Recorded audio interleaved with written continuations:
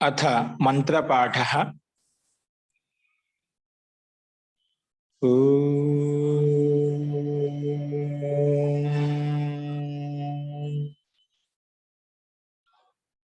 सहनाववतु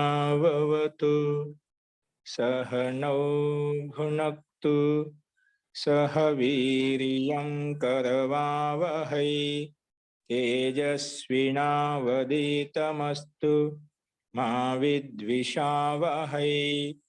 ओम शांति शांति शांति।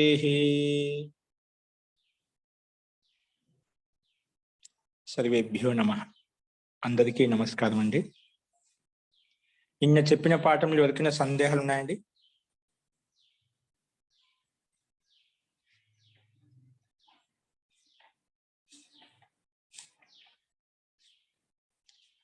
అస్తు. నిన్న మనము అభ్యాసం 57లో ఉన్నటువంటి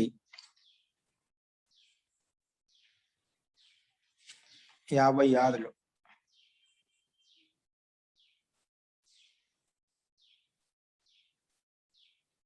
అభ్యాసం 56లో వాక్యాలు మొత్తం చెప్పుకున్నాము. అభ్యాసం 57లో కూడా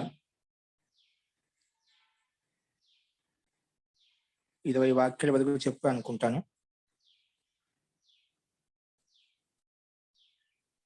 ఇప్పుడు మనము అభ్యాసం 58 కొత్తగా మొదలు పెట్టుకుందామండి.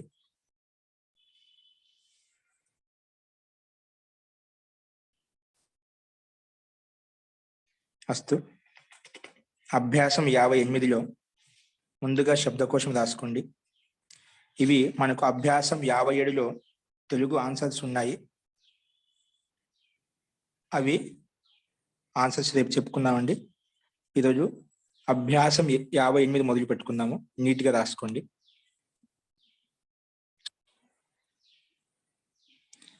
అభ్యాసం 58లో మొట్టమొదటగా శబ్దకోశంలో శబ్దాలు మన ఋతువులు 6 ఋతువులు ఏవైతే ఉన్నాయో, వర్ష ఋతువు, గ్రీష్మ ఋతువు, వసంత ఋతువు, ఈ షడ్ ఋతువుల గురించి ఇచ్చాడు. ఇక్కడ రాసుకున్న మొట్టమొదటి ఋతువు.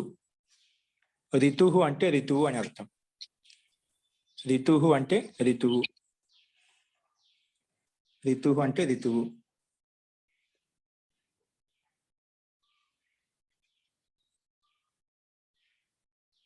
ఋతువు అంటే ఋతువు. నెక్స్ట్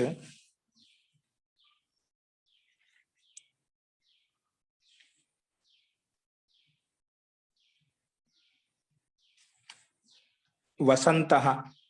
వసంత అంటే వసంత ఋతువు. వసంత అంటే వసంత ఋతువు. నెక్స్ట్ గ్రీష్మ. గ్రీష్మ అంటే గ్రీష్మ ఋతువు అంటే ఎండాకాలం. గ్రీష్మ ఋతువు. నెక్స్ట్ వర్ష ఋతువు నడుస్తుంది. వర్ష ఋతువు.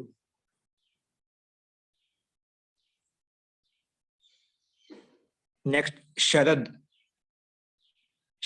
ఋతువు. శరద్ ఋతువు. నెక్స్ట్ హేమంత ఋతువు. హేమంత ఋతువు.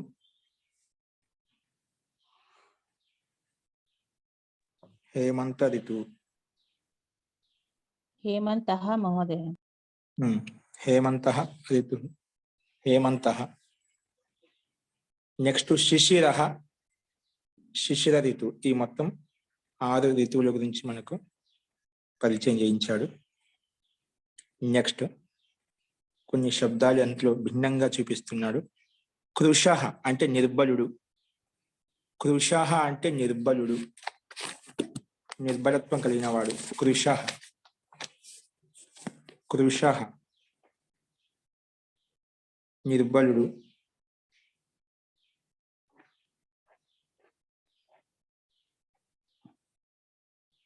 కృష అంటే నిర్బలుడు.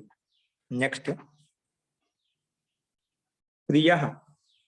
ప్రియ అంటే ప్రియమైన వాడు. ప్రియ అంటే ప్రియమైన వాడు. ప్రియ అంటే ప్రియమైన వాడు.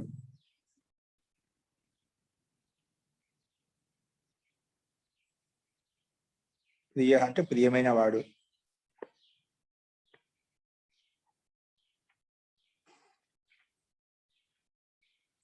ప్రియ అంటే ప్రియమైన వాడు.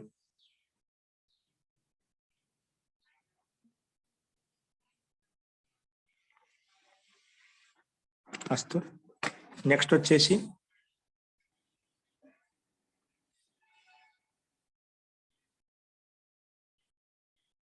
కటుహు. కటు వచనం అంటే కఠోరమైన వచనం. కటుహు అంటే కఠోరంగా, కటు వచనం. కటు వచనం మాట్లాడుతున్నాడు అంటే కఠోరమైన వచనం మాట్లాడుతున్నాడు అంటుంటాం. కటుహు.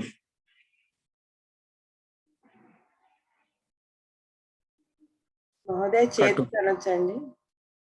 చేదు అంటే రుచుల్లో చెప్పినప్పుడు చేదు అనొచ్చు. రుచులు దీని రుచుల్లో తీసుకున్నా అంటే చేదు అని తీసుకుంటాం. కట్టుగా ఉంది, చేదుగా ఉంది. ఒకవేళ వచనం మీద ఒక వాటం తీసుకున్న కట్టు వచ్చి కడవ వచ్చి అంటే కఠోరమైన వచనం అని, లేదా చేదు సందర్భాన్ని బట్టి తీసుకోవచ్చు. క్షమ్యత మహోదయ, కటుహు అంటే కారము అని కూడా ఉందండి. కటుహు తిక్తం అంటే చేదు కదా మహోదయ. కటుహు అంటే కారం కదా. కటు అంటే కారమా? కాదా మహోదయ, తిక్తం అంటే చేదు కదండి. కటువుగా ఉంది, చేదుగా ఉంది. తిక్తం అంటే కారం అనుకుంటాను. అంటే ఇక్కడ కారవేలం తిక్తం అస్తి అంటారు కదా. కారవేలం తిక్తం అస్తి అంటారు, చేదుగా ఉంటుంది అన్నట్లు అంటారు కదా అని. కారవేలం తిక్తం అస్తి, చేదుగా ఉంది. కటు చూద్దాం మహోదయ, నాకు గుర్తులేదు. ఇప్పుడు కటు అంటే ఇక్కడ వచ్చిన విషయంలో వచ్చినామంట, మనకు రుచుల విషయంలో రాలేదు. మహోదయ కఠినంగా ఉండేవాడు అంటే సరిపోతుంది. కఠినంగా ఉండేవాడని, రుచుల్లో కాదు ఇక్కడ. అవునవును. అస్తు మహోదయ. నెక్స్ట్ లఘు అంటే చిన్నగా. లఘు అంటే చిన్నగా, తేలికగా. తేలికగా,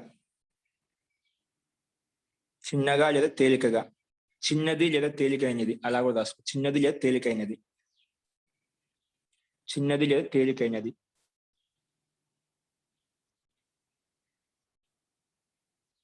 నెక్స్ట్ బహుహు. బహుహు అంటే అధికమైనది. బహుహు అధికమైనది. బహుహు అధికం, ఎక్కువ. ఏంటి ఎక్కువ. నెక్స్ట్ భీరుహు. భీరుహు అంటే భయపడేవాడు. భీరుహు భయపడేవాడు. భయపడేవాడు. పిరికివాడు తీసుకోవచ్చు. పిరికివాడు అంటే పదవాళ్ళు తీసుకోవచ్చు. పిరికివాడు లేదా భయపడేవాడు. నెక్స్ట్ మృదుహు, కోమలమైన వాడు. మృదుహు మృదు స్వభావం కలవాడు అంటాం. కోమల స్వభావం కలవాడు అలాగా. మృదుహు. మృదుహు. దీర్ఘః. దీర్ఘః అంటే పెద్దది. పెద్దది అనే విశాలమైంది. దీర్ఘః అస్తి, ఏతద్ లఘు అస్తి అంటే చిన్నగా ఉంది, పెద్దగా ఉంది అంటాం కదా, అట్లాగా. లఘు అంటే చిన్నది అని చెప్పాను. దీర్ఘ అంటే పెద్దది.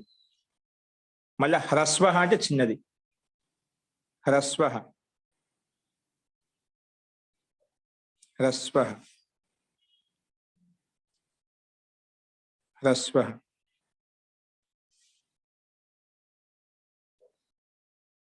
హ్రస్వ అంటే చిన్నది. మహత్ అంటే విశాలమైనది, పెద్దది. దీర్ఘ ఏదైతే చెప్పాను దానికంటే కూడా పెద్దది. మహత్ అంటే మహాంతమైనది, విశాలమైనది. మహాంతమైనది, విశాలమైనది.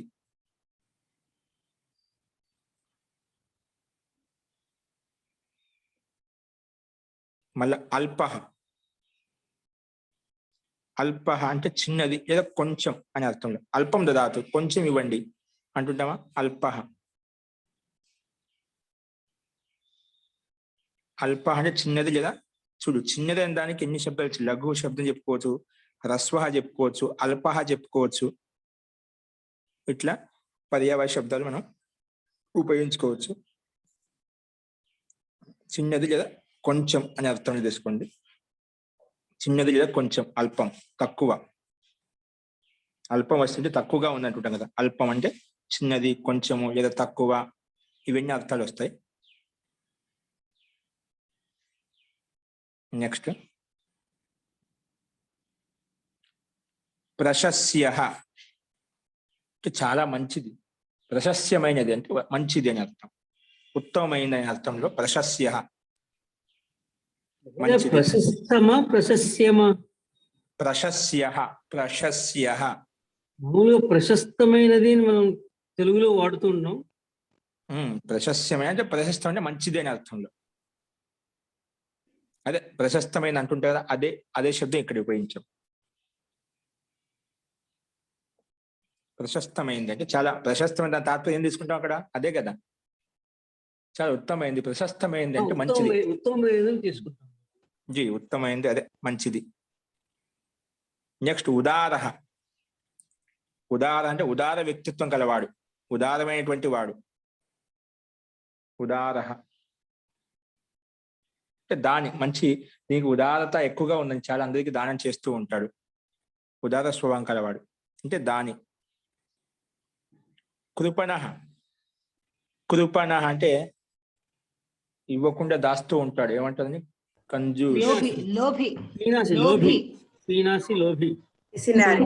పిసినారి. పిసినారి. ఓకే అండి, పిసినారి. అది నచ్చింది అనమాట ఆయనకి. పిసినారి అస్తు. నెక్స్ట్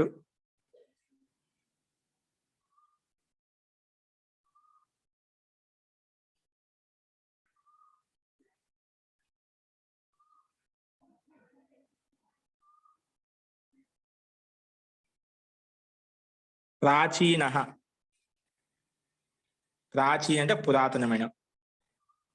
ప్రాచీన అంటే పురాతనమైన లేదా పురాణ, పాతది అంటాం కదా. పురాణ పాతది.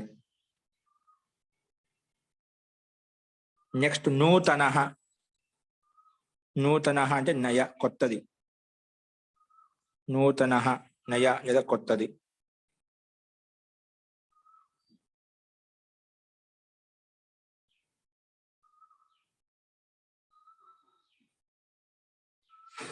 నూతన నయ లేదా కొత్తది.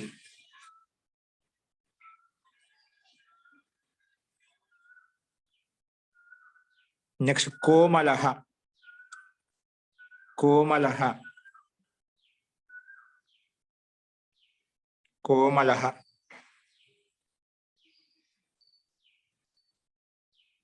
కోమల కోమలమైంది. కోమలత్వం. సౌకుమార్యం సుకుమారం. సౌకుమారి. కుమల సుకుమారస్య భావ సౌకుమార. సుకుమార భావ, కోమల భావ. పిల్లలు అంటుంది చాలా కోమలంగా ఉన్నాడని చెప్పి. చిన్నపిల్లలు సుకుమారంగా ఉన్నారు, కోమలంగా ఉన్నారు, అందంగా ఉన్నారనే అర్థంలో. నెక్స్ట్ విశాల.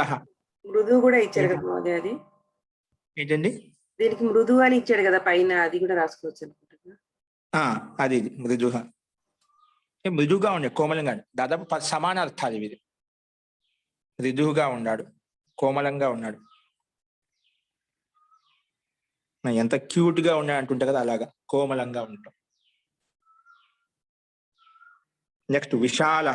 చూడు పెద్దది చిన్నది దానికి ఎన్నో శబ్దం. ఒకటి మహత్ శబ్దం వచ్చింది, విశాల శబ్దం వచ్చింది, దీర్ఘ వచ్చింది, బహు పెద్దది, అధికమైనది, ఎక్కువ. ఇవన్నీ అర్థాలని దాదాపుగా పర్యాయవాద శబ్దాల కింద అర్థాన్ని బట్టి తీసుకుంటాం. ఒక్కొక్కటి ఒక రకమైన శబ్దం తీసుకుంటాం.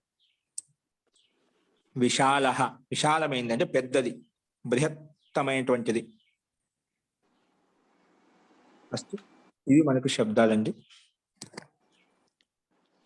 మహోదయ, జీ.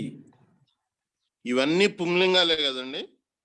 అన్ని పుల్లింగాలే అండి. ఒకటి వర్ష శబ్దం, ధన్యవాదాలు. ఒకటి వర్ష శబ్దం స్త్రీలింగంలో ఉంది. వర్ష ఒకటి ఉంది. మిగతావన్నీ సరే కూడా మహోదయ. పుల్లింగ శబ్దాలు. అస్తు. వ్యాకరణం హెడ్డింగ్ పెట్టుకోండి. స్క్రీన్ మీద కనిపిస్తుందా మీకు? చూడండి, వ్యాకరణం పెట్టి వ్యాకరణం ఏం చెప్పుకోబోతున్నాం? ఏదో తర ప్రత్యయ తమ ప్రత్యయాల గురించి చెప్పుకోబోతున్నాం. తర ప్రత్యయ తమ ప్రత్యయ ముందు చెప్పుకున్నాం, ఎక్కడో వచ్చా అనుకుంటాను. మనకు వ్యాకరణంలో వచ్చింది కదా, ద్వివచన తరప్తమపౌఘ. తరప్తమపౌఘ అనే సూత్రం చదువుకునేటప్పుడు అక్కడ ఈ సూత్రాలు వచ్చాయన్నమాట, ఈ ప్రత్యయాలు వచ్చాయి. తర ప్రత్యయానికి తమ ప్రత్యయానికి ఏం పేరు పెట్టుకుంటాం? ఘ అని పేరు పెట్టుకుంటాం. దానికి ఎగ్జామ్ కుమారి తర, కుమారి తమ, బ్రాహ్మణీ తర, బ్రాహ్మణీ తమ, అవి ఎగ్జాంపుల్ చెప్పుకున్నాం కదా. అవి ఎక్కడ ఎలా వినియోగించబడ్డాయి? ఇక్కడ సామాన్య సంకేతం. ఇద్దరిలో పోల్చుకొని చెప్పేటప్పుడు తర ప్రత్యయాన్ని, అందరిలో పోల్చుకొని చెప్పేటప్పుడు తమ ప్రత్యయాన్ని ఉపయోగించాలని మనం చెప్పుకున్నాం అనమాట. ఓకే, అస్తు. ఇప్పుడు ఏ రకంగా ఇచ్చాడని సంక్షేపంగా ఇక్కడ చూద్దాం. రాసుకోండి. వ్యాకరణం హెడ్డింగ్ పెట్టుకుని బ్రాకెట్లో తర ప్రత్యయ తమ ప్రత్యయ.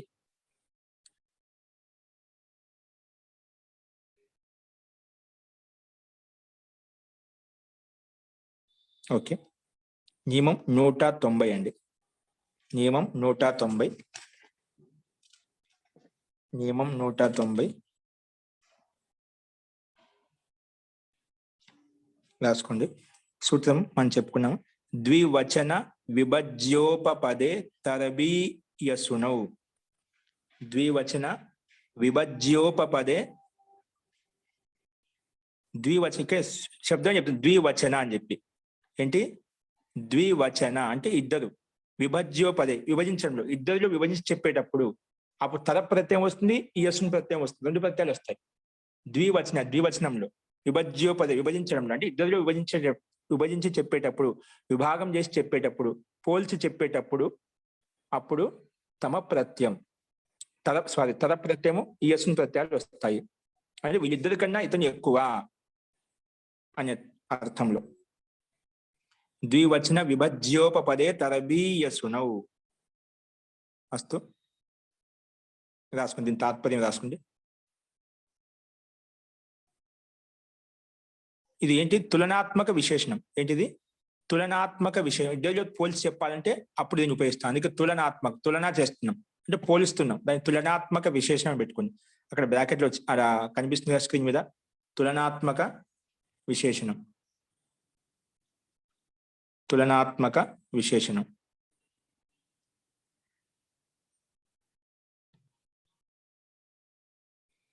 అస్తు. రాసుకోండి, చిన్న డాష్ ఇచ్చి రాసుకోండి. ఎప్పుడైతే ఇద్దరిలో తులన చేస్తామో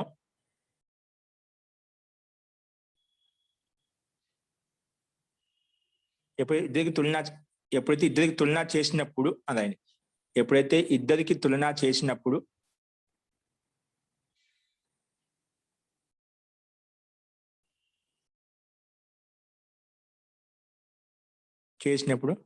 అందులో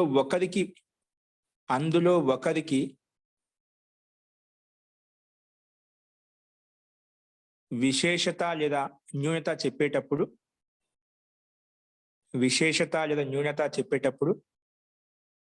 విశేషత అంటే వైశిష్టం, అతని యొక్క చాలా గొప్పవాడు లేదా చాలా నిమ్నమైన వాడు, అట్లా గొప్పతనం చెప్పండి కదా కింది దాంట్లో ఉండే. కింది అంటే ఏమి లేదని చెప్పే సందర్భంలో, తక్కువ చేసి చెప్పడంలో, ఒకరికి విశేషత చెప్పేటప్పుడు లేదా న్యూనత్వం అంటే తక్కువ చేసి చెప్పేటప్పుడు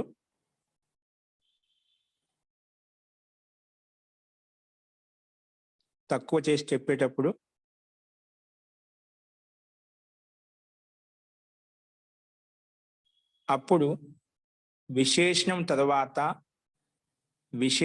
తర్వాత తరప్ లేదా ఇయసున్ ప్రత్యయాలు వస్తాయి.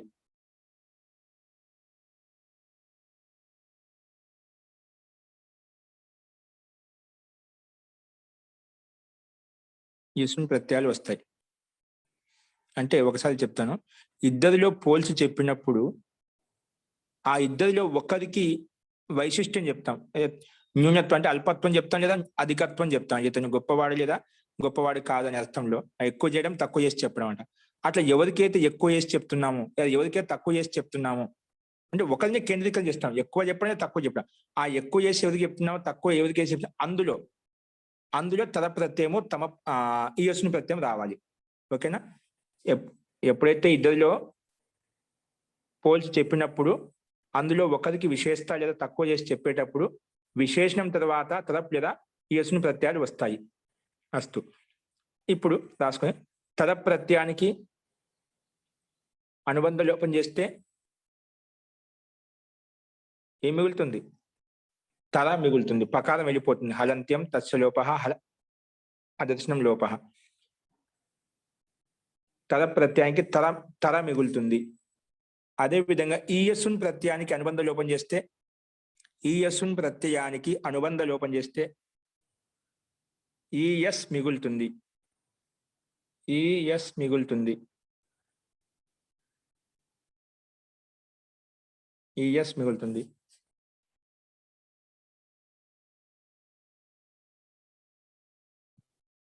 ఈయస్ మిగులుతుంది. ఇంకా తద ప్రత్యయం ఈయస్ని ప్రత్యయానికి అనుబంధ లోపం చేస్తే ఈయస్ మిగులుతుంది. రాసుకున్న దాంట్లో చిన్న కామ పెట్టి ఈ తద ప్రత్యయంతో తయారైనటువంటి శబ్దము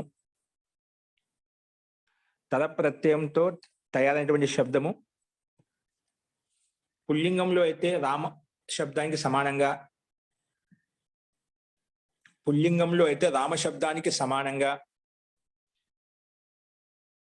స్త్రీలింగంలో రమా శబ్దానికి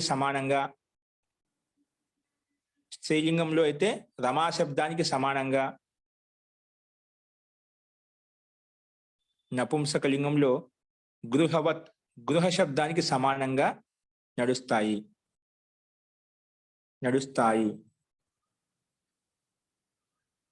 అంటే తరహ లేదా తరహ లేదా తరా లేదా తరం అలాగా 3 లింగాలు నడుస్తాయి. తద ప్రత్యయంతో తయారైన శబ్దము విశేషణాన్ని బట్టి ఏది ఏ లింగంలో అయితే ఉంది, విశేషం ఏ లింగంలో అయితే ఉంది, ఏ వచనంలో అయితే ఉంది, ఏ విభక్తిలో అయితే ఉందో దాన్ని బట్టి మనం 3 లింగాలు రాసుకోవచ్చు. అస్తు. తద ప్రత్యయంతో తయారైనటువంటి శబ్దము పుల్లింగంలో రామశబ్దానికి సమానంగా, స్త్రీలింగంలో రమాశబ్దానికి సమానంగా, నపుంసకలింగంలో అయితే గృహ శబ్దానికి సమానంగా నడుస్తాయి. అదే విధంగా ఈయస్సున్ ప్రత్యయంతో తయారైనటువంటి శబ్దము పుల్లింగంలో అయితే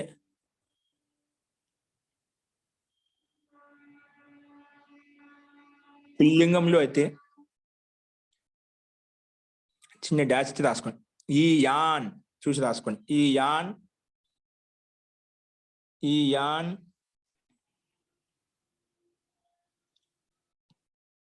విస్మయ ఈ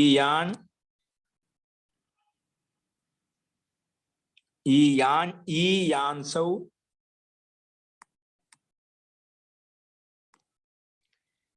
ఈ యాంసౌ ఈ యాంసహ ఇలా రూపం నడుస్తుంది. ఈయస్సుతో తయారైనటువంటి శబ్దం ఎలా నడుస్తుంది? ఈ యాన్, ఈ యాంసౌ, ఈ యాంసహ, ఈ యాన్, ఈ యాంసౌ, ఈ యాంసహ. ఇది ప్రథమ భక్తిలో ఏకవచనం, ద్వివచనం, బహువచనం. అదేవిధంగా ద్వితీయ భక్తిలో ఈ యాంసం, ద్వితీయ భక్తి రాష్ట్రం ఈ యాంసం, ఈ యాంసౌ, ఈ యాంసౌ చూసి రాసుకోండి.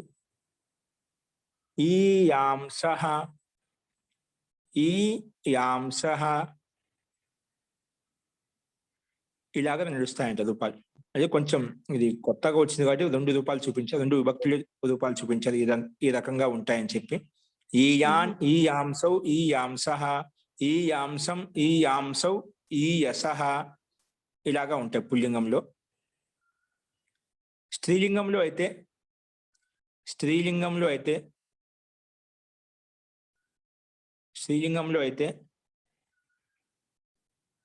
అంతిమంలో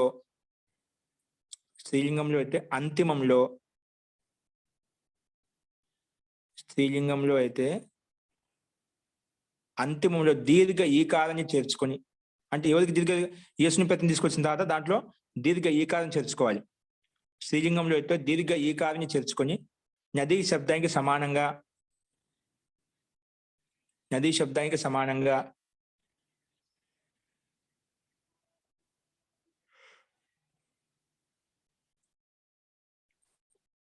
ఇక్కడ దీర్ఘ ఈకారం ఎక్కడ చేరుస్తామండి? ఇప్పుడు ఈ మనకు అనుబంధ లోపం చేస్తే ఈ యస్సునికి ఏం మిగులుతుంది? ఈ ఎస్ మిగులుతుంది కదా. ఆ ఎస్ అంతిమ సకారానికి పక్కలో దీర్ఘ ఈకారం చేర్చుకుంటేనే ఈ ఎస్ఈ అవుతుంది. ఈ ఎస్ఈ, ఈ ఎస్యౌ, ఈ ఎస్య అలాగా నడిపించుకోవాలి. నెక్స్ట్ నపుంసకలింగంలో అయితే మనః, మనసి, మనాంసి అని రూపం నడుస్తుంది. అలాగా ఇయసహ, ఇయసి, ఈయాంసి, మనః, మనసి, మనాంసి, ఇయసహ, ఇయసి, ఈయాంసి అలాగా రూపం నడుస్తుంది నపుంసకలింగంలో. అసలు నపుంసకలింగంలో అయితే మనశ్శబ్దికి సమానంగా రూపం నడుస్తుంది. అస్తు. ఇంకా ఏ దానితో అయితే విశేషత చూపిస్తామో అందులో పంచమవిభక్తి వస్తుంది. అంటే ఎవరితో అయితే ఇతనికన్నా ఇతను ఎక్కువ గొప్పవాడిని చెప్తాం. ఎవరితో అయితే పోలుస్తామో అక్కడ పంచమవిభక్తుడు వస్తుంది. విశేషత చూపిస్తాం అంటే దాంట్లో పోల్చి చెప్తున్నామట. ఎవరితో అయితే విశేషత చూపిస్తామో అందులో పంచమవిభక్తి వస్తుంది. ఎవరితో అయితే చూపిస్తా అందులో.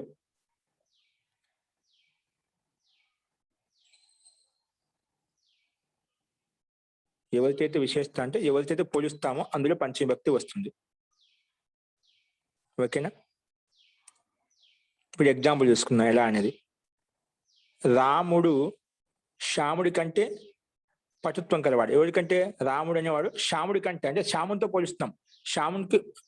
శ్యాముని యొక్క విశేషతను బట్టి మనం రాముని పోలుస్తామట.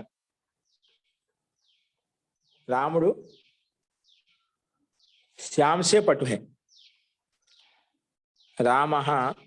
రాముడు శ్యాముడి కంటే పటు హే అంటే అతనితో పోలి చెప్తాం. అతని కంటే కూడా ఇతను ఎక్కువ చేసి చెప్తున్నామంట. అందుకే రామ శ్యామాత్ పటుతరహ. రాముడు శ్యాముడి కంటే ఎవరికంటే ఎక్కువ, ఎవరితో పోలిస్తున్నాం? శ్యామునితో పోలిస్తున్నాం అంటే శ్యామునిలో పంచమవిభక్తి వచ్చిందన్నమాట. ఎవరికైతే విశేషత చెప్తామో, ఎవరైతే శ్యామునితో విశేషత చెప్తున్నామంట ఆయనకంటే కూడా ఇతనిలో ఎక్కువ అని చెప్తున్నాం. ఎవరితో అయితే విశేషత చెప్తామంటే ఎవరితో పోలిస్తాం అందులో పంచమి విభక్తి. అస్తు. దానికి పరంగానే రాముడు శ్యాముడి కంటే పటుత్వం కలిగిన వాడు, ఇది తెలుగు మీనింగ్. దాన్ని సంస్కృతంలో ఏ విధంగా రాస్తాం? రామ శ్యామాత్ పటుతరహ. తర ప్రత్యయం తీసుకొచ్చినామంటే రాముడు శ్యాముడి కంటే ఒక పేరు శ్యామ అనేది, శ్యామ అని ఒక పేరు నామకరణం. శ్యామాత్ పంచమి భక్తిలో. పటుతరహ ఇది తద ప్రత్యయం వచ్చినప్పుడు. ఈ యస్సుని ప్రత్యయం వస్తే వస్తున్నది పటియాన్. పటు శబ్దానికి ఈ యస్సుని ప్రత్యయం తీసుకుంటే వస్తుంది ఈ యాన్. పటియాన్, పటియాన్సో, పటియాన్స పైన చెప్పుకున్నాం కదా, అలా రూపు నడిపించుకోవాలి. ఓకేనా? ఈ యస్సుని తెచ్చుకుంటే పటియాన్ అవుతుంది. అంటే అదే అర్థమైతే అదే ఉంటుంది, కానీ రూపంలో తేడా ఉంటుంది. రాముడు శ్యాముడి కంటే పటుతరహ లేదా రాముడు శ్యాముడి కంటే పటియాన్ రెండు రాసుకోవచ్చు. ఈ యస్సుని లేదా తద ప్రత్యయం. దీన్ని స్త్రీలింగానికి మార్చితే ఎలా ఉంటుంది? రమ శ్యామాత్ పటుతర. రమ లేదా సీత రమ శ్యామాత్. రమ అనే అమ్మాయి శ్యాముడి కంటే పటుతరా. ఇప్పుడు ఆ శ్యాముడి కంటే పోలి చెప్తాను రమాను.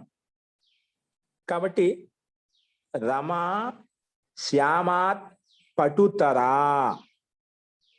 అంటే రమాకి విశేషత చెప్తున్నాం అంట. ఎవరితో పోలి చెప్తున్నాం? శ్యామునితో పోలి చెప్తున్నాం. ఇక్కడ మన శ్యామస్థాని స్త్రీలింగ శబ్దం పెట్టుకోవచ్చు. రమ సీతాయాహ పటుతరా. సీతా కంటే కూడా ఎక్కువ. అప్పుడు స్త్రీలింగంలో పంచమవిభక్తి పెట్టుకోవచ్చు, ఏదైనా పెట్టుకోవచ్చు. కాబట్టి అప్పుడు పట్టుతరా స్థానం వదాలి రమా శ్యామాత్ పట్టుతరా లేదా రమా శ్యామాత్ పటి ఈయస్సులో పటీయసి వస్తుంది వస్తుంది. స్త్రీలింగంలో అయితే రమా శ్యామాత్ పటీయసి పటీయసి. ఈయస్సునికి ఏమవుతుంది ఈయస్ దానికి దీనికి ఈకారం చేసుకుంటే పటీయసి అంటే తెలివైనది గొప్పది అని అర్థం చెప్పడంలో. ఓకే అస్తు. నెక్స్ట్ అండి ఇదే విధంగా లఘు శబ్దంతో లఘు తరహ లఘియాన్ లఘు తరహ చిన్నవాడు. ఇది కూడా పోల్చి చెప్పేటప్పుడు రాముడి కంటే పరశురాముడి కంటే రాముడు చిన్నవాడు, పరశురాముడి కంటే రాముడు చిన్నవాడు లఘు తరహ లేదా లఘియాన్ చిన్నవాడు. అలాగా రామాత్ పరశురామ పెద్దవాడు, రాముడి కంటే పరశురాముడు పెద్దవాడు. అప్పుడు రామాత్ పరశురామాత్ రామాత్ పరశురామ మహత్తరహ పెద్దవాడు లేదా మహీయాన్ గొప్పవాడు. తాత్పర్యం ఒకటే, అర్థంలో శబ్దంలో భేదం ఉంటుంది గొప్పవాడు అని చెప్పడంలో. లఘు తరహ లఘియాన్ పెద్ద చేసి చెప్పాలి అంతేం లేదు. మహత్తరహ మహీయాన్ ఎవరికంటే ఎక్కువ చెప్తున్నామో వారిలో పంచమి భక్తి పెట్టి చెప్పాలి. ఇప్పుడు రాముడి కంటే ఎవరు శ్యాముడి కంటే రాముడు గొప్పవాడని చెప్పాము. రామ శ్యామాత్ పట్టుతరహ అలాగా రామ శ్యామాత్ లఘుతరహ శ్యామాత్ లఘుతరహ చిన్నవాడు. లేదా మనం పేరు మార్చుకోవచ్చు పరశురామాత్ లఘుతరహ ఆ విధంగా, లేదా లఘియాన్ ఈయస్సుని ప్రతి తెచ్చుకుంటేను. అదేవిధంగా మహత్తరహ లేదా మహీయాన్. నెక్స్ట్ విద్వత్ శబ్దానికి మహోదయ రామాత్ పరశురామ మహీయాన్ అంటే రాముడి కన్నా పరశురాముడు గొప్పవాడు అంతేనా? రామాత్ పరశురామ మహత్తరహ గొప్పవాడు పెద్దవాడు. ఓకే అర్థమైందండి, ధన్యవాదాలు. నెక్స్ట్ విద్వత్ శబ్దానికి విద్వత్తరహ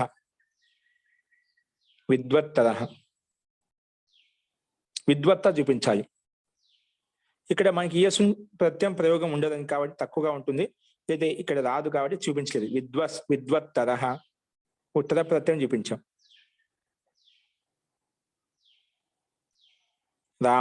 రామ శ్యామాత్ విద్వత్తలో గొప్పవాడు విద్వత్తరహ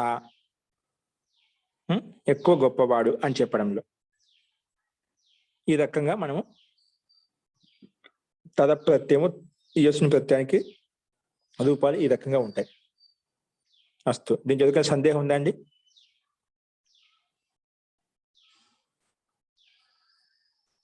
అస్తు రాసుకోండి. నెక్స్ట్ మహతీయసి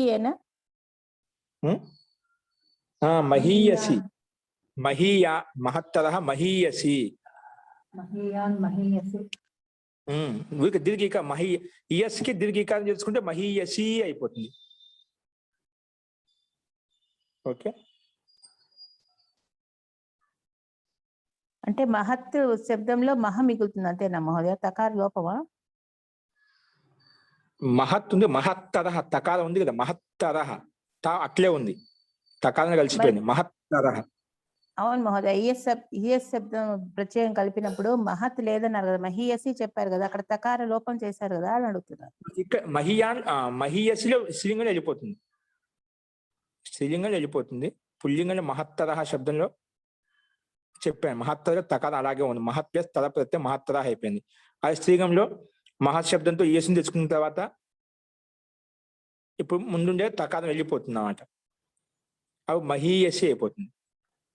అంటే టీ భాగం లోపల మహత్లో ఉండే అతి భాగం తీసేస్తాము, ఆ మహ అవుతుంది, మహీయస్ అయిపోయింది.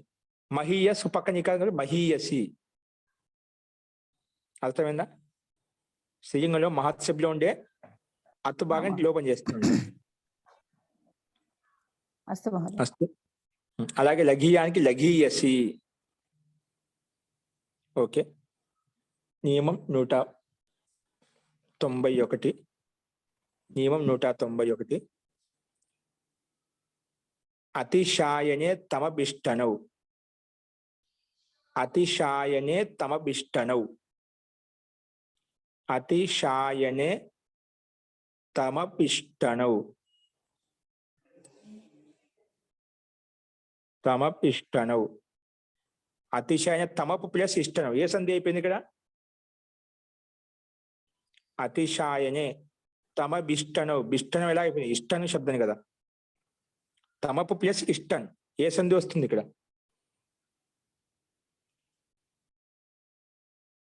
ఏ సంధి రాదు కదా ష్టుత్వ సంధి వస్తుందా ష్టుత్వ సంధి వస్తుందా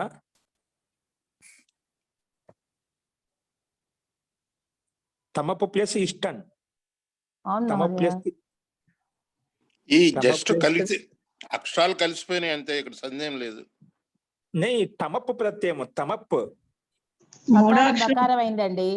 మూడో అక్షరం అది వర్గంలో ఏ సూత్రం ఏ ప్రాంతం అయింది తోస్తు నాస్తు తోచినాడు ఎందుకు వస్తుంది చకారం స్థానం వస్తుంది అస్తు అస్తు శుత్వసంద మహోదయ. శుత్వసంధి కాదు శుత్వసంధి కాదు తమపు ప్లస్ ఇష్టన్ తమప్పుల బకారం ఎలా వచ్చింది బకారంలో బకారం వచ్చింది. జసత్వ సంధి జలాం జశో పదానికి అంతిమంలో జస్సు ఉంటే పదానికి జల్లు ఉంటే ఆ జల్లు సాధే వర్గం యొక్క మూడు అక్షరం వస్తుంది పవర్గం కదా తమప్పు తమప్పులో ఉండే అంతిమ ప్రకారానికి అదే వర్గం యొక్క మూడు అక్షరం వస్తుంది జస్త్వసంద వస్తుంది. అదే వర్గం యొక్క మూడు అక్షరం పెట్టుకోవాలి ఓకేనా అస్తు నెక్స్ట్ అండి తమభిష్టనం అదే తమభిష్టనం అయిపోయింది అందుకే అంటే సంధి వల్ల పకారానికి బకారం చేస్తే తమభిష్టనం అయిపోయింది అస్తు సమూహంలోంచి బహుతోమేసి అంటే చాలా వాటిలో నుంచి లేదా సమూహంలో నుంచి లేదా అందరిలో నుంచి ఒకరికి విశేషత చెప్పేటప్పుడు అందరిలో నుంచి లేదా సమూహంలో నుంచి ఒకరికి విశేషత చెప్పేటప్పుడు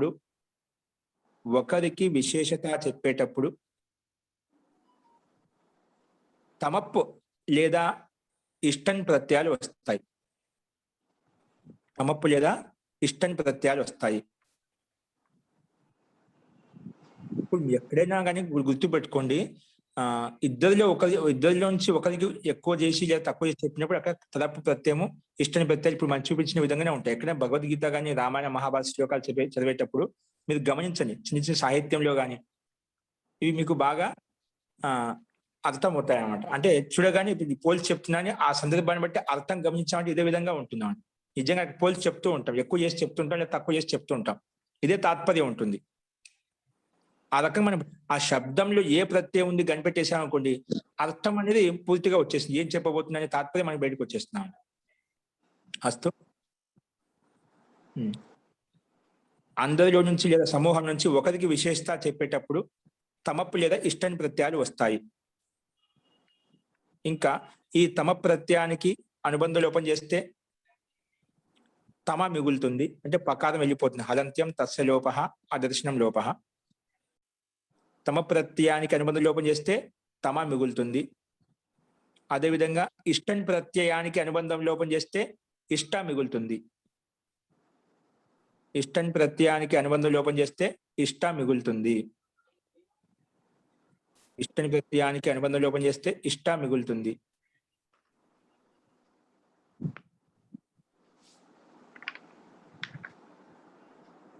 ఇష్టం ప్రత్యయానికి అనుబంధం లోపం చేస్తే ఇష్ట మిగులుతుంది.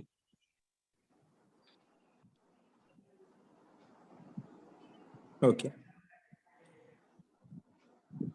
ఈ రెండు ప్రత్యయాలతో తయారైనటువంటి శబ్దము, ఈ రెండు ప్రత్యయాలతో తయారైనటువంటి శబ్దం, ఈ రెండు ప్రత్యయాలు అంటే తమ ప్రత్యయము ఇష్టని ప్రత్యయంతో తయారైనటువంటి శబ్దము, ఈ రెండు ప్రత్యయాలతో తయారైనటువంటి శబ్దం యొక్క రూపము, ఈ రెండు ప్రత్యయాలతో తయారైనటువంటి శబ్దం యొక్క రూపము పుల్లింగంలో రామవత్ రామ శబ్దానికి సమానంగా,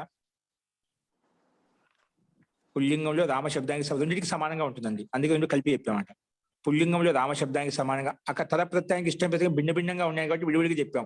ఈ రెండింటికి ఒకే రకంగా నడుస్తాయంట. తమపు వచ్చినా కూడా ఇష్టాన్ని ప్రత్యయం వచ్చినా కూడా. ఎందుకంటే రెండింటిలో అకారాంతం ఉంది. తమ ప్రత్యయంలో అకారానికి లోపం చేసి తమ మిగిలింది, ఇష్టంలో నకారానికి లోపం చేసి ఇష్ట మిగిలింది. కాబట్టి ఈ రెండు సమానంగానే ఉన్నాయి. అందుకే ఈ రెండు ప్రత్యయాలతో తయారైనటువంటి శబ్దం యొక్క రూపము పుల్లింగంలో రామ శబ్దానికి సమానంగా, స్త్రీలింగంలో రమా శబ్దానికి సమానంగా, స్త్రీలింగంలో రమా శబ్దానికి సమానంగా, నపుంసకలింగంలో అయితే జ్ఞాన శబ్దానికి జ్ఞానం జ్ఞానే జ్ఞానాన్ని లేదా గృహం గృహే గృహాన్ని ఏదో పెట్టుకోవచ్చు. జ్ఞాన శబ్దానికి సమానంగా నడుస్తాయి. జ్ఞానం అన్న గృహం రెండు నపుంసకలింగం సమానంగా ఉంటాయి. జ్ఞాన శబ్దానికి సమానంగా నడుస్తాయి.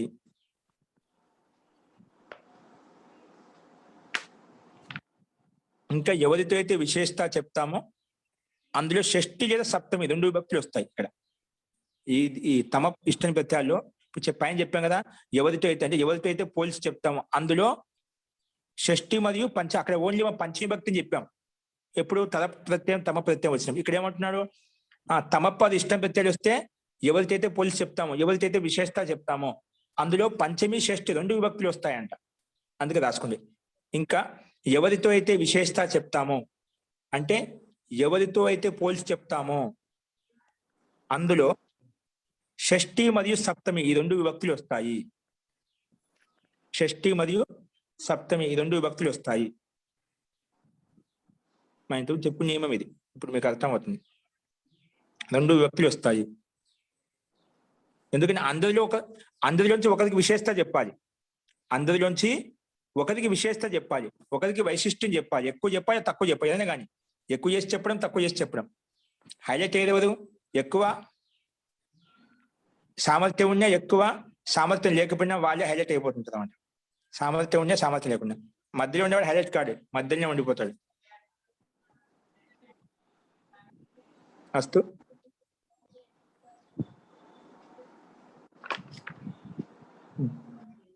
ఎవరికైతే విశేష చెప్తామో అందులో షష్ఠి మరియు సప్తమి భక్తి రెండు వస్తాయని చెప్పాను. ఎగ్జాంపుల్ రాసుకోండి. కవీనాం కవీషు కవీనాం కాళిదాస శ్రేష్ఠ. ఇది శ్రేష్ఠ అని తమ ప్రత్యయం అండి.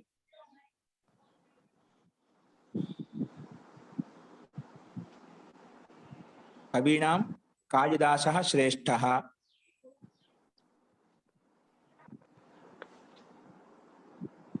శ్రేష్ఠ సామాన్య అచ్చుప్రత్యయంగా శ్రేష్ఠ శబ్దంతో తమ ప్రత్యయం తెచ్చుకోవాలి. శబ్దం కదా మహోదయ, ఇష్టి ప్రత్యయం కదా. శ్రేష్ఠ శబ్దం ఇప్పుడు శ్రేష్ఠ శబ్దం తమ ప్రత్యయం తెచ్చుకున్నాం. కవినాం కాళిదాస శ్రేష్ఠ. కవులలో కాళిదాసు శ్రేష్టమైన వాడు. కవులలో కాళిదాసు. కవీనాం షష్ఠి భక్తులు విడగొట్టాం. కవినాం కాళిదాస శ్రేష్ఠ శ్రేష్టమైన వాడు. లేదా కవిషు కాళిదాస శ్రేష్ఠ. కవిషు కాళిదాస శ్రేష్ఠ. కవిషు కాళిదాస శ్రేష్ఠ అంటే షష్ఠి సప్తమి రెండు విభక్తులు వస్తాయి. షష్ఠి సప్తమి కదా, కవీనాం లేదా కవిషు. ఓకేనా? మనం చెప్పిన పైన చెప్పిన నియమం ప్రకారంగా రెండు వచ్చాయన్నమాట. కవీనాం కవిషు కాళిదాస శ్రేష్ఠ. అస్తు. ఇక్కడ కవినాం కాళిదాస శ్రేష్టతర శ్రేష్టతమ అలాగూ చెప్పుకోవచ్చు. మనం సామాన్యంగా చెప్పాము శ్రేష్టత ఎక్కువ శ్రేష్టమైన వాడు. ఇప్పుడు శ్రేష్టమని సామాన్యంగా చెప్పామన్నమాట. లేదు ఎక్కువ ఇద్దరు పోల్చి చెప్పినప్పుడు ఇద్దరు పోల్చి చెప్పడానికి మనకి పైన తలప్రత్యయం తెచ్చుకుంటామని ఇక్కడ పోల్చి చెప్పుకోము. శ్రేష్టతమ డైరెక్ట్ రాసాం. కవినాం కాళిదాస శ్రేష్టతమ. ఎందుకంటే అందరిలో పోల్చి చెప్తున్నాం కదా.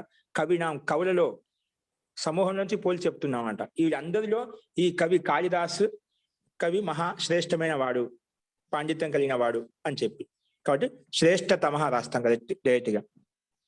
ఓకేనా? నెక్స్ట్ కవిసు కాళిదాస శ్రేష్టతమ. ఆ రకంగా రెండు భక్తులు ఏదైనా పెట్టుకోవచ్చు.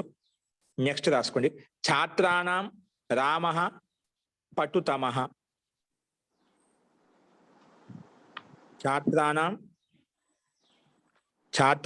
రామ పటుతమ, ఇక్కడ డైరెక్ట్ గా పటుతమ అని పెట్టాం. ఇప్పుడు అక్కడ శ్రేష్ఠ తమ ఎందుకంటే శ్రేష్ఠ అంటే దాంట్లో శ్రేష్ఠత్వం వచ్చేసింది, అందులో శ్రేష్టమైన వాడని. మళ్ళీ విశేషంగా శ్రేష్టత్వం కోసం తమ ప్రతి తీసుకొని చెప్పాల్సిన అవసరం లేదు. శ్రేష్టంలో శ్రేష్టత్వం ఉండదు. మళ్ళీ శ్రేష్టం అంటే అంతే, అన్నింటికంటే శ్రేష్టమైంది. శ్రేష్టమైన దానికి శ్రేష్టమైనది ఇంకా ఉండదు అనమాట. అందుకే అక్కడ ఇక శ్రేష్ఠ అని చెప్పామన్నమాట. పటుత్వం చెప్పొచ్చు, తెలివైన వాడు, ఇతని కంటే ఎక్కువ తెలివైన వాడు అని చెప్పచ్చు. అస్తు ఛాత్రాణం రామ. అయితే ఇద్దరిలో ఇద్దరిలో చెప్పినప్పుడు శ్రేష్టతర చెప్పాల్సిందే కదా మహోదయ. అయితే ఇద్దరిలో పోలిస్తే ఖచ్చితంగా తల ప్రత్యయం వస్తుంది, ఇష్టని ప్రత్యయాలు వస్తాయి. ఇద్దరిలో పోలి, ఇప్పుడు అందరిలో పోలిస్తున్నాం కదా, కవులలో అని చెప్పి, ఛాత్రులలో అని చెప్పి, ఇద్దరిలో పోల్చుకునే తలపే రావాలి, యశుని ప్రత్యయాలు వస్తాయి. కానీ అందరిలో పోలి, అందుకే సమూహంలో నుంచి ఒక ఎన్నో విశేషత చెప్పేటప్పుడు అన్నప్పుడు తమపై రావాలి. అదే మన అభిప్రాయం, వక్త యొక్క అభిప్రాయం. ఎందుకంటే వాక్య నిర్మాణం అంతా వక్త ఏ రకంగా ఏ అభిప్రాయం చెప్తున్నాడు దాన్ని గమనించి రాయాల్సి ఉంటుందంట. వక్త యొక్క అభిప్రాయం మారిపోతే అక్కడ వాక్యం మారిపోతుంది. అది ఏం చెప్పాలనుకున్నా దాన్ని బట్టి మనం రాయాలి. అస్తు ఛాత్రాణం రామ పటుతమ, లేదా ఇష్టని పద్ధతి తీసుకుంటే పటిష్ట వా. ఛాత్రాణం రామ పటుతమ లేదా పటిష్ట వా. వా అంటే లేదా. ఇది ఇష్టంలో పటిష్టని స్టా ప్రత్యయము, ఇష్టని ప్రత్యయం. లేదా ఛాత్రేషు రామ పటుతమ లేదా ఛాత్రేషు రామ పటిష్ట ఏదైనా రాసుకోవచ్చు అనమాట. అట్లా ఛాత్రాణం ఛాత్రేషు షష్ఠీ విభక్తి సప్తమి విభక్తి రెండు విభక్తులు వచ్చాయి. ఓకేనా, షష్ఠీ విభక్తి సప్తమి విభక్తి రెండు విభక్తులు వచ్చాయి. అస్తు నెక్స్ట్ విద్వత్ శబ్దానికి విద్వత్తమ, ఇక్కడ కూడా ఇష్టని ప్రత్యయం చూపించేది. విద్వత్తమ విద్వాంసుల్లో ఇతను చాలా ఎక్కువ విద్వాంసుడు. విద్వత్ శబ్దానికి విద్వత్తమ.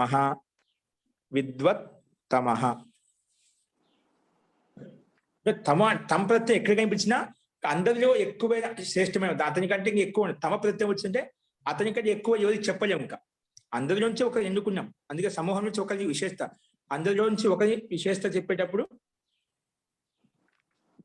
అప్పుడు అతని శ్రేష్టమైన వాడు, అంతకన్నా శ్రేష్టమైన వ్యక్తి ఎవరు ఉండదు. ఇంకా ఎవరికైతే పోలుస్తున్నాం ఆదిలో పంచమి లేదా షష్ఠి విభక్తి షష్ఠి లేదా సప్తమి విభక్తి పెట్టుకోవాలి.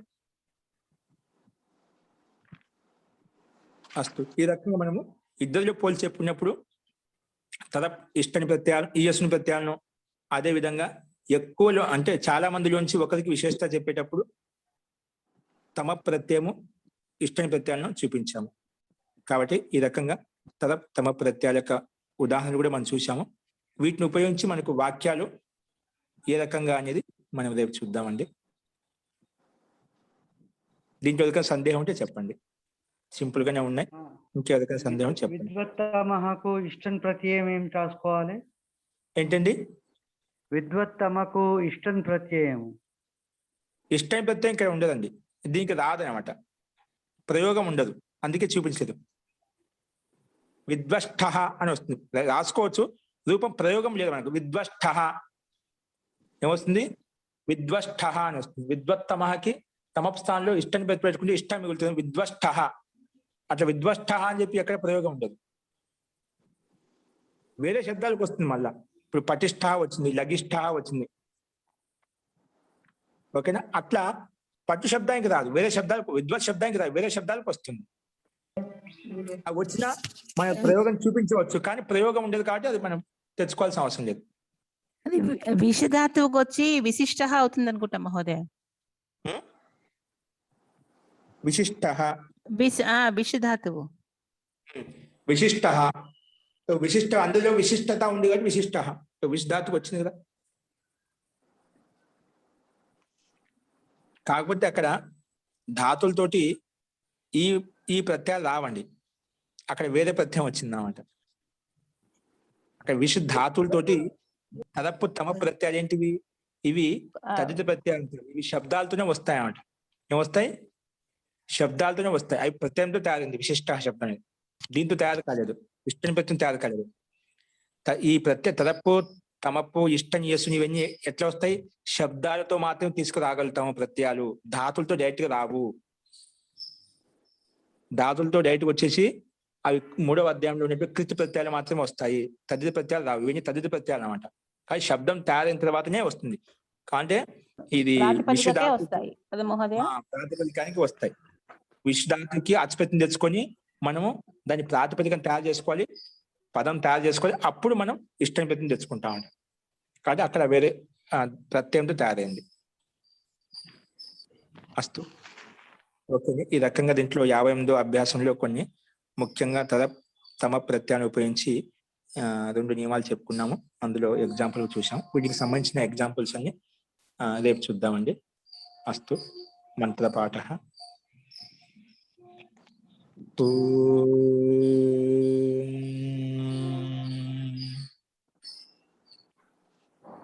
సర్వే భవంతు సుఖినః, సర్వే సంతు నిరామయాః, సర్వే భద్రాణి పశ్యంతు, మా కశ్చిద్ దుఃఖభాగ్ భవేత్. ఓం శాంతి శాంతి శాంతి.